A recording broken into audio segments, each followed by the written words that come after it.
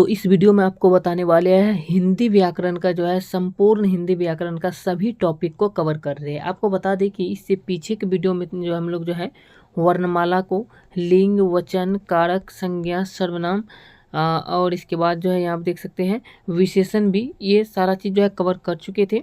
और जितने भी टॉपिक आपको यहाँ पे दिखे हैं ये सारा टॉपिक को कवर कराने वाले हैं और एक वीडियो में एक टॉपिक को कवर कराते हैं।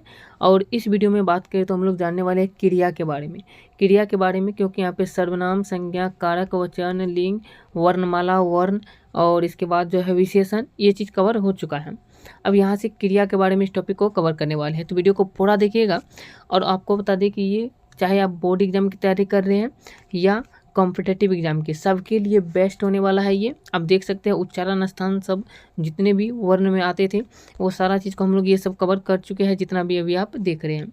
इसलिए चलिए लेकर चलते आपको डायरेक्ट जो क्रिया जो बताने वाले हैं उसको बताते हैं। और यहाँ से आप जो है अच्छे तरीके से, ये विशेषण है, विशेषण ही इससे पीछे वाला टॉपिक में कवर किए थे।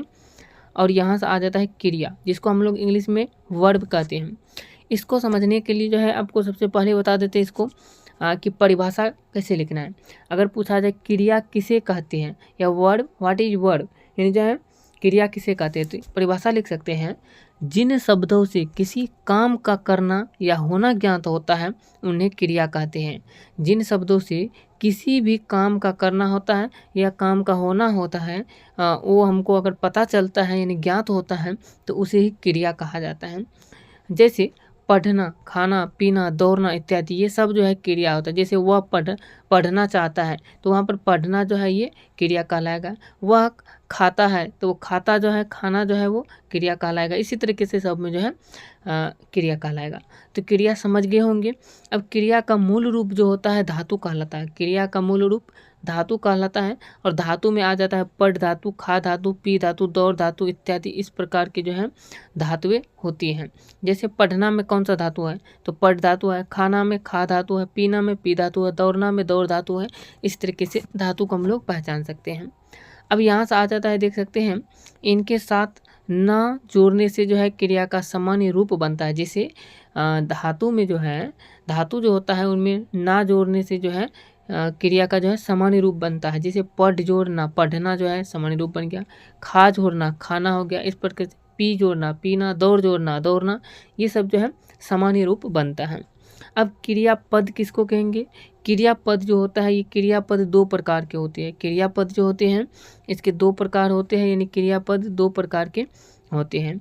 एक को कहते हैं हम लोग मुख्य क्रियापद। इसका परिभाषा लिख सकते हैं वे पद जो वाक्य में क्रिया के मुख्य अर्थ का बोध कराते हैं उसे जो है मुख्य क्रियापद कहते हैं। जैसे सीता गाना गा रही है, इसमें मुख्य रूप से बात करें तो गा जो है, यहाँ पे गा ये मुख्य अर्थ का बोध करा रहा है। क्या? गा जो है ये मुख्य अर्थ का बोध करा रहा है। जैसे गाना गा रही है तो गाना गा रही है, ये गा जो है मुख्य अर्थ का बोध करा रहा है, इसीलिए जो है ये मुख्य क्रियापद कहलाएगा।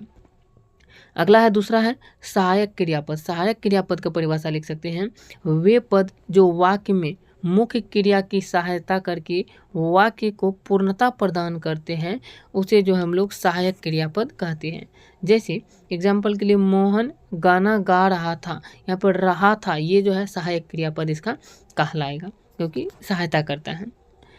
आगे बात करें तो क्रिया के भेद भी हैं। तो क्रिया के भेद में बात करें तो क्रिया के जो है कर्म के आधार पर क्रिया के भेद इस प्रकार से है, देख सकते हैं। जैसे सकर्मक क्रिया और अकर्मक क्रिया। सकर्मक क्रिया की बात करें तो परिभाषा लिख सकते हैं सकर्मक क्रिया का वह क्रिया जिसमें कर्म की आवश्यकता नहीं होती है उसे अकर्मक क्रिया कहते हैं। अकर्मक क्रिया में लिख सकते हैं वह क्रिया जिसमें कर्म की आवश्यकता नहीं होती है उसे अकर्मक क्रिया कहते हैं। जैसे हंसना, रोना, चिल्लाना, दौड़ना इत्यादि, ये सब जो है ये अकर्मक क्रिया के उदाहरण हो जाएगा। दूसरा आ जाता है सकर्मक क्रिया। सकर्मक क्रिया का परिभाषा में लिख सकते हैं कि वह क्रिया जिसमें कर्म की आवश्यकता होती है, वह क्रिया जिसमें कर्म की आवश्यकता होती है उसे ही हम लोग सकर्मक क्रिया कहते हैं। जैसे सीता गीत गाती है, सीता गीत गाती है, यहाँ पर जो है सकर्मक क्रिया का उदाहरण है ये। राम मोहन की किताब पढ़ता है, यहाँ भी सकर्मक क्रिया का उदाहरण है। नोट में याद रखना है कुछ चीज़ें जो कि कुछ क्रियाएं जैसे खाना पीना, पढ़ना, कहना, बेचना, बनाना इत्यादि में जो है यदि कर्म न भी दिया गया हो फिर भी यह सकर्मक क्रिया मानी जाती है। ये याद रखना है नोट के लिए। अब सकर्मक क्रिया जो होती है ये भी दो प्रकार की होती है। सकर्मक क्रिया ये भी दो प्रकार की होती हैं। पहला कहते हैं एक कर्मक क्रिया, जिसमें कि जिन क्रियाओं में एक ही कर्म होता है उन्हें एक कर्मक क्रिया कहते हैं। जिसे राधा मिठाई खा रही है तो मिठाई जो है यहाँ एक कर्मक क्रिया कहलाएगा। ऐसे दूसरा है द्विकर्मक क्रिया, जिन क्रियाओं में दो कर्म होते हैं, जिन क्रियाओं में दो कर्म होते हैं उन्हें जो है द्विकर्मक क्रिया कहते हैं। जैसे एग्जाम्पल के लिए मधु ने नेहा से गाना सीखा, मधु ने नेहा से गाना सीखा, यहाँ पर जो है द्विकर्मक क्रिया का उदाहरण हो जाएगा। आगे बात करते हैं, यहाँ पर आ जाता है सकर्मक और अकर्मक क्रियाओं की पहचान कैसे करेंगे। अगर हमको पहचानना हो कि सकर्मक क्रिया कौन है, अकर्मक क्रिया कौन है, इसको पहचानने के नियम है। जिन क्रियाओं के बारे में जानना हो उनमें क्या, किन्हें, किसे या किसका इत्यादि प्रश्न करने पर यदि स्पष्ट उत्तर मिल जाता है तो उसे हम लोग सकर्मक क्रिया कहते हैं, और यदि उत्तर नहीं मिलता है तो उसे अकर्मक क्रिया कहते हैं।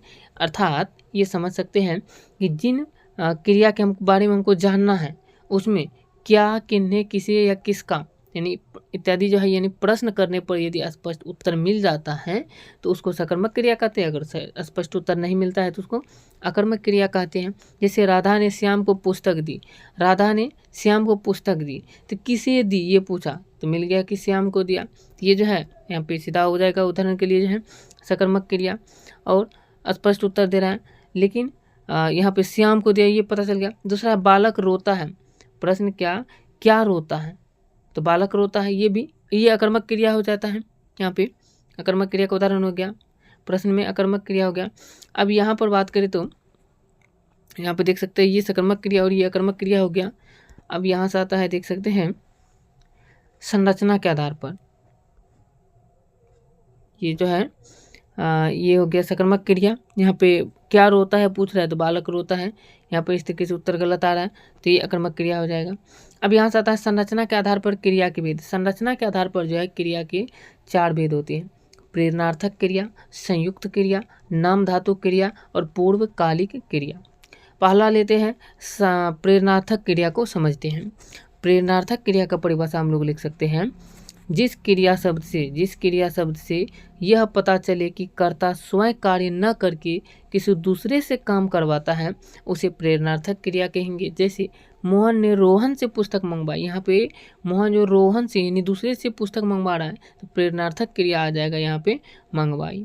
दूसरा आ जाता है देख सकते हैं संयुक्त क्रिया। संयुक्त क्रिया का परिभाषा हम लोग लिख सकते हैं: जिस वाक्य में 2 या 2 से अधिक क्रियाओं का एक साथ प्रयोग होता है अथवा दोनों मिलकर एक पूर्ण क्रिया बनाती है तो उसे संयुक्त क्रिया कहते हैं। जैसे साहिल को देख रोहित भागने लगा, साहिल को देख जो है रोहित भागने लगा, यहाँ पे पहला क्रिया भागने और दूसरा क्रिया लगा है तो इस प्रकार से जो है ये हो जाएगा। पहली क्रिया के प्रभाव और विशेषता को बताती यानी बढ़ाती हैं, इसलिए जो ये जो हो जाएगा संयुक्त क्रिया हो जाएगा। तीसरा है नाम धातु क्रिया। नाम धातु क्रिया का परिभाषा लिख सकते हैं: संज्ञा, सर्वनाम और विशेषण शब्दों के अंत में ना प्रत्यय लगाकर जो क्रिया बनती है उसे नाम धातु क्रिया कहते हैं। जैसे राम ने श्याम का पर्स हथियाना सोचा, तो हथियाना जो यहाँ पे जो है हाथ से संज्ञा बनी है, नाम धातु क्रिया का हो जाएगा। आगे आ जाएगा चौथा है पूर्वकालिक क्रिया। पूर्वकालिक क्रिया का परिभाषा लिख सकते हैं: जब कर्ता एक क्रिया समाप्त करते ही उसी क्षण दूसरी क्रिया में प्रवृत्त होता है तो पहली क्रिया को पूर्वकालिक क्रिया कहा जाता है। जैसे इसमें जो है कर शब्द जुड़ता है।